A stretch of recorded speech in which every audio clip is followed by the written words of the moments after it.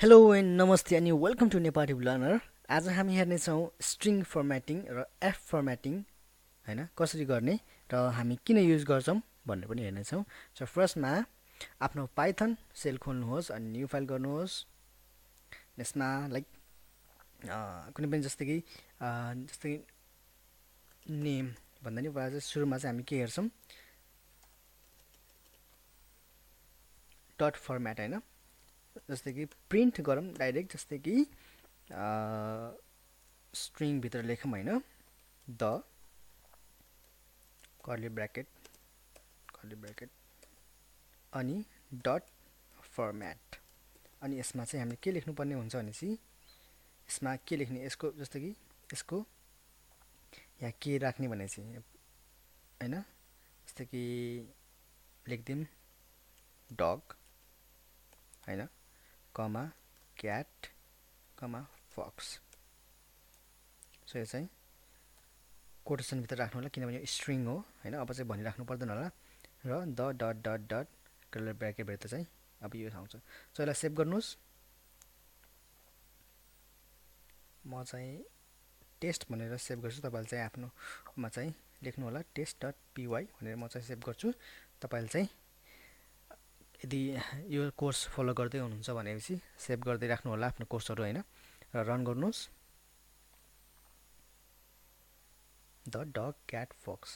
So यसरी भ्यालु यसरी पुट गर्न सकिन्छ। र अर्को कुरा हामीले अलिकति यसलाई चाहिँ किवर्डको साथ पनि युज गर्न सक्छौं, जस्तै कि डगलाई चाहिँ डी पुरै लेख्न नपरोस् के हैन, डी भन्नाले अलिकति हामीलाई रिड गर्न सजिलो होस् भनेर चाहिँ हामीले चाहिँ डी इक्वल्स टु डग अनि सी इक्वल्स टु क्याट अनि F equals to fox. So यसरी गरेर चाहिँ हामीले चाहिँ रिड गर्न अलिकति सजिलो हुन्छ। र यहाँ चाहिँ डी लेख्दिम, यहाँ चाहिँ सी लेख्दिम, यहाँ चाहिँ एफ लेख्दिम, कन्ट्रोल एस गर्नुहोस् अनि रन गरौँ F5 दबाएर अथवा रनमा गएर डग क्याट फक्स। रिजल्ट त्यही हो। र अर्को कुरा हामीले चाहिँ इन्डेक्सिङ पनि गर्न सक्छौं, जस्तै कि डगको इन्डेक्सिङ कि प्लेस कहाँ छ भनेपछि 0 1 2। सो हामीले चाहिँ यदि हामी सबैमा डग डग डग चाहन्छौँ भनेपछि सो यो पोजिसनमा चाहिँ हामीलाई डग चाहन्छौँ भने डी लेख्दिम, यहाँ पनि डी लेख्दिउँ, यहाँ पनि डी लेख्दिउँ, कन्ट्रोल एस गरौँ रन गरौँ। यसरी चाहिँ डग डग डग। सो इन्डेक्सिङ हामीले गर्न सक्छौं हैन। अब त्यसपछि यहाँ क्याट चाहन्छौँ भने जता पनि क्याट लेख्न सक्छौं, सी लेख्दिम अथवा यहाँ एफ लेख्दिम हैन, अथवा अगाडि यसलाई एफलाई चाहिँ अगाडि राख्दिम हैन, दुईटा एफ गरौँ, एस गरौँ, कन्ट्रोल एस रन गरौँ। So the fox cat fox. So यसरी चाहिँ डट फर्मेट युज गर्न सक्नुहुन्छ।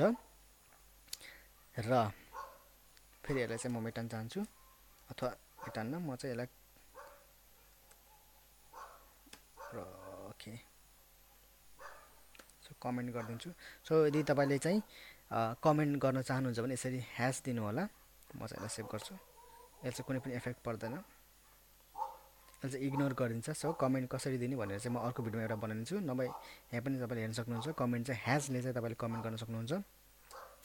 र जस्तै कि ए भेरिएबलमा एउटा 10 राख्दिम, बी भेरिएबलमा एउटा 20 राख्दिम, र रिजल्ट भनेपछि ए प्लस बी गरौँ हैन। त्यसपछि प्रिन्ट गरौँ हैन, प्रिन्ट पेरेन्थेसिस भित्र द रिजल्ट इज पेरेन्थेसिस हैन, यो कर्ली ब्र्याकेट अनि डट फर्मेटमा चाहिँ के लेख्दिम भनेपछि के लेख्ने, result.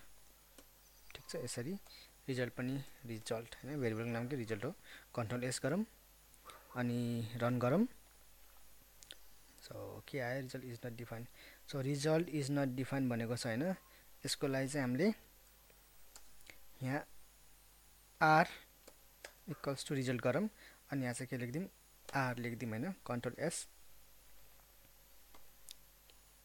So dot format the result is a plus P हैन, रिजल्ट ओके। सो यहाँ अलिकति मिस्टेक स्पेलिङ गल्ती भएको छ हैन, रिजल्ट कन्ट्रोल एस गरौँ। सो कहिलेकाहीँ गल्ती हुन्छ। The result is 30। सो यसरी चाहिँ तपाईले डट फर्मेट युज गर्न सक्नुहुन्छ। तर यो चाहिँ एकदमै ओल्ड मेथड रहेको छ। सो नयाँ मेथड चाहिँ अब हामी हेर्नेछौँ। यसलाई म चाहिँ ह्यास दिएर कमेन्ट गर्न चाहन्छु। त्यसपछि जस्तै कि प्रिन्ट गरौँ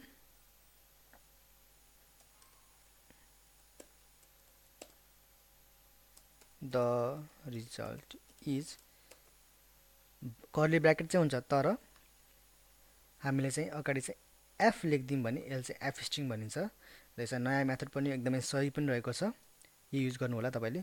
सो डाइरेक्ट तपाईँले चाहिँ रिजल्ट लेखिदिनुहोस्, केही लेख्नु पर्दैन अरू। कन्ट्रोल एस गर्नुहोस्, रन गर्नुहोस्। द रिजल्ट इज आइसकेको छ 30 होइन, 30 आइसक्यो। तपाईँले एउटा भेरिएबल मात्र होइन, जति पनि सक्नुहुन्छ। जस्तै कि अब यहाँ चाहिँ नेम पनि दिउँ, नेम राहुल अथवा अनिश। त्यसपछि एज 24 नझुक्किनु होला, किनभने नेम भनेको स्ट्रिङ रहेको छ। सो मैले चाहिँ कोटेसनभित्र राखेँ। एज भनेको चाहिँ इन्टिजर हो, सो त्यहाँ चाहिँ हामीले राख्नु हुँदैन। त्यसैले रिजल्ट इज यति, and my name is curly ब्र्याकेटभित्र के छ भेरिएबल नेम छ, and my age is curly ब्र्याकेटभित्र फेरि एज लेखिदिउँ। अनि कन्ट्रोल एस गरौँ, रन गर्नुहोस् F5 दबाएर अथवा रनमा गएर। र the result 30 and my name is Anis. यसरी चाहिँ तपाईँले डट फर्मेटिङ अथवा स्ट्रिङ फर्मेटिङ युज गर्न सक्नुहुन्छ। एफ स्ट्रिङ युज गर्नुलाई एकदमै अबदेखि हामी एफ स्ट्रिङ नै युज गर्नेछौँ। सो भिडियो तपाईँलाई मन पऱ्यो भने प्लिज लाइक एन्ड सब्सक्राइब गरिदिनु होला। आजको यति नै, थ्याङ्क यू सो मच।